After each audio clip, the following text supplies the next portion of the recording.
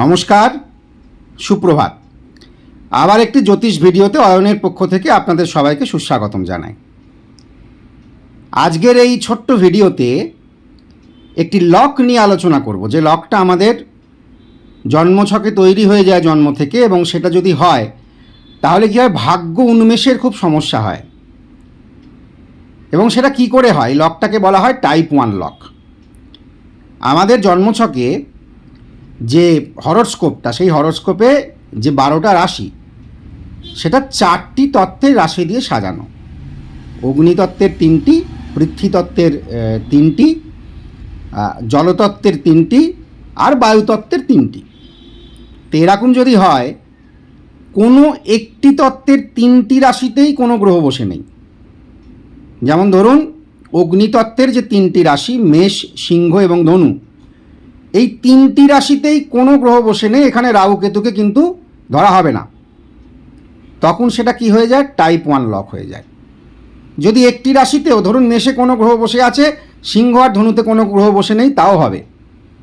কিন্তু যদি 3টি রাশিতেই কোনো গ্রহ বসে না থাকে একটি তত্ত্বের, তাহলে সেই লকটাকে বলা হয় টাইপ 1 লক।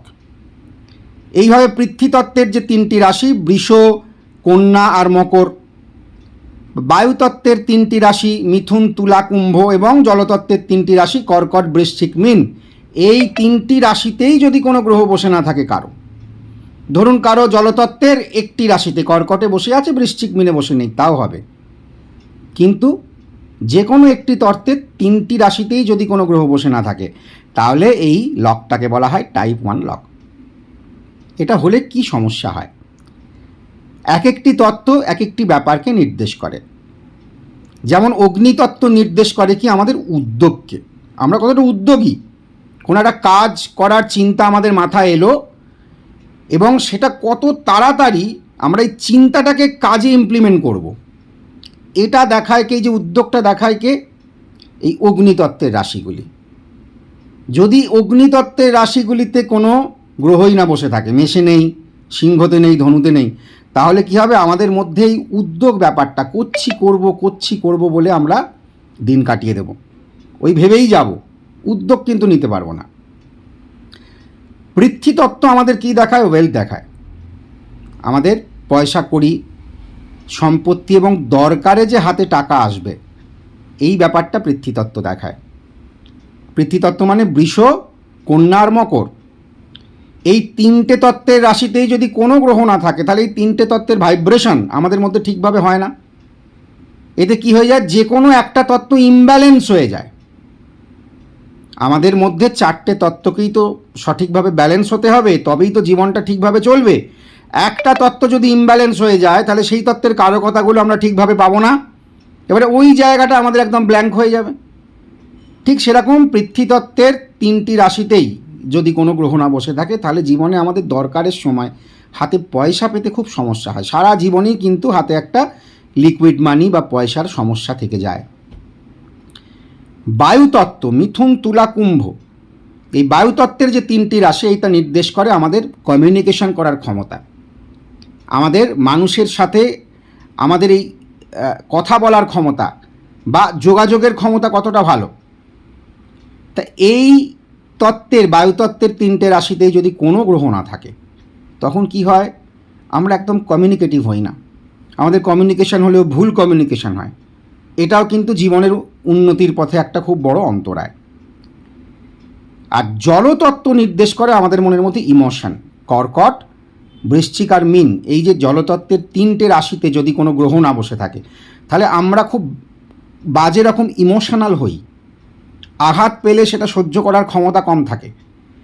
আর যদি লজিকের থেকে জীবনে ইমোশন ওপরে উঠে যায়, তখন অনেক ডিসিশনও আমরা ভুল নিই। এই ভুল ডিসিশানগুলো কিন্তু পরে আমাদের অনেক বড় মূল্য চোকাতে হয়।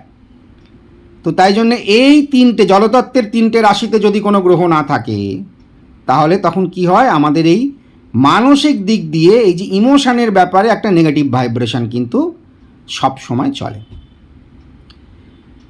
তা এর থেকে কি মুক্তি নেই? অবশ্যই আছে। এই টাইপ 1 লক যদি কারো জীবনে তৈরি একবার হয়ে যায়, তা সেটার একটা নেগেটিভ এফেক্ট কিন্তু চলে। তা নেগেটিভ এফেক্ট চললেই তো আমরা হাত গুটিয়ে বসে থাকবো না। অ্যাস্ট্রোলজি তো সেই জন্য নয়। জ্যোতিষ হচ্ছে কি মানুষকে একটা লাইট দেখানোর জন্য অন্ধকারের জায়গা থেকে। মিঠুন চক্রবর্তীরও চার্টের মধ্যে এই টাইপ 1 লক আছে। তাহলে কি উনি উঁচুতে ওঠেননি? কিন্তু সমস্যা আছে জীবনে, সমস্যা তো সবারই থাকবে। কি করবেন? আপনাকে দেখতে হবে যে তত্ত্বের রাশিতে গ্রহগুলো নেই সেই তত্ত্বর যে রুল করে সেটা কোন গ্রহ। যদি অগ্নিতত্ত্বের রাশিতে কোনো গ্রহ না থাকে, অগ্নিতত্ত্ব রুল করে কে? মঙ্গল। তাহলে মঙ্গলের ভাইব্রেশন আপনাদের মধ্যে বাড়াতে হবে। আপনারা যত বেশি ঘরের মধ্যে কুঁড়ে হয়ে শুয়ে থাকবেন, বেরোবেন না, বাইরে যাবেন না, তত বেশি কী হবে? মঙ্গল আরও নেগেটিভ হবে। আপনারা বাইরে যান, বাইরে গিয়ে সকালে মর্নিং ওয়াক করুন, এক্সারসাইজ করুন। তার সাথে কি জ্যোতিষে মঙ্গলের গায়ত্রী মন্ত্র হয়, মঙ্গলের আপনার প্রণাম মন্ত্র হয়, ঠিক আছে, মঙ্গলের তান্ত্রিক মন্ত্র হয়। এই মন্ত্রগুলো জপ করুন।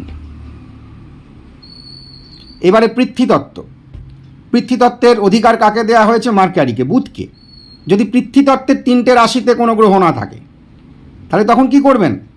আপনারা বিষ্ণু মন্ত্র জপ করুন বুধের জন্য। বুধ যে কাজগুলোকে পছন্দ করে, কোনো একটা চিন্তা মাথায় এলে সেটা লিখতে শুরু করুন। আপনার জীবনে যে কি ভুলগুলো করছেন প্রত্যেক দিন লিখুন। খুব লজিক্যালি চিন্তা ভাবনা করুন, কথা বলুন খুব বুঝে শুনে। তার কারণ কি? বুধ হচ্ছে আপনার বাণীর কারক। আর বুধের যে মন্ত্র, বুধের তান্ত্রিক মন্ত্র, বুধের গায়ত্রী মন্ত্র, বুধের প্রণাম মন্ত্র, এইগুলো পড়তে থাকুন। এবারে বায়ু রাশি।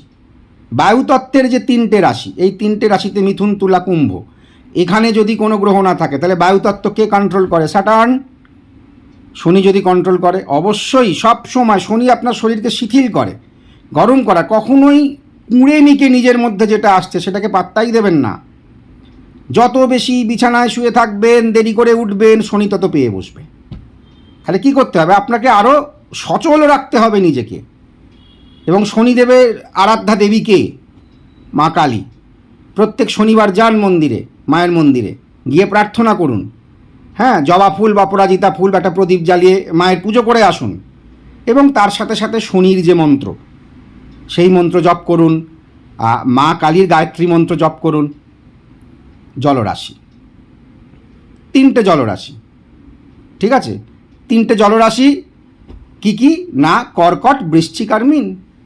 এই 3টে রাশিতে যদি কোনো গ্রহ না থাকে, জলরাশির অধিকার কাকে দেওয়া হয়েছে? ভেনাসকে, শুক্রকে। মা মহালক্ষ্মীর মন্ত্র জপ করুন। বাড়িতে শ্রীসুক্তম মন্ত্র চালিয়ে রাখুন সকাল থেকে, ঠিক আছে? এবং শুক্রের গায়ত্রী মন্ত্র আছে, শুক্রের প্রণাম মন্ত্র আছে, এইগুলোকে জপ করুন, এইগুলো পড়ুন। তাহলে যত বেশি ভেনাসের ভাইব্রেশন বাড়াবেন, কারণ ওই তত্ত্বের অধিকার যার হাতে, আপনার কী হবে? জলতত্ত্বের লকটা কেটে যাবে। জ্যোতিষে সমস্যা থাকে, সমস্যার সমাধানও থাকে। চার্টে যে আপনার সব কিছু পজিটিভ থাকবে এরকম নয়, অনেক কিছু নেগেটিভ থাকবে। তার মানে তো আপনার জীবন থেমে থাকবে না, জীবন তো এগিয়ে যাবে। আমার চার্টে তো হাজার নেগেটিভ ব্যাপার স্যাপার আছে। অতএব চিন্তার কিছু নেই। অ্যাস্ট্রোলজিকে পজিটিভ চিন্তা করুন, কখনো এর থেকে নেগেটিভ ইম্প্যাক্টটা নেবেন না। আর যেসব জ্যোতিষরা এর থেকে আপনাদের মনে নেগেটিভ ইম্প্যাক্ট দেয় তাদেরও এড়িয়ে চলুন। জ্যোতিষ কখনো নেগেটিভ ইম্প্যাক্ট দেবার জন্যে নয়। জ্যোতিষ তারাই যারা কাউকে, ওই যে বলেছিলাম যে রবি আর মঙ্গল মিলে কি হয়? ফায়ার। রবি হচ্ছে কি? এই আগুনের রশ্মি, যেটা জ্যোতি, আর মঙ্গল উত্তাপ। তাহলে জ্যোতিষের কাজই হচ্ছে কাউকে অন্ধকার জীবন থেকে জ্যোতির জায়গায়, জ্যোতির একটা পথ দেখানো, আলো দেখানো। তাই জন্যই তার নাম জ্যোতিষ। ঠিক আছে, সবাই ভালো থাকুন, সুস্থ থাকুন, আবার দেখা হবে। নমস্কার।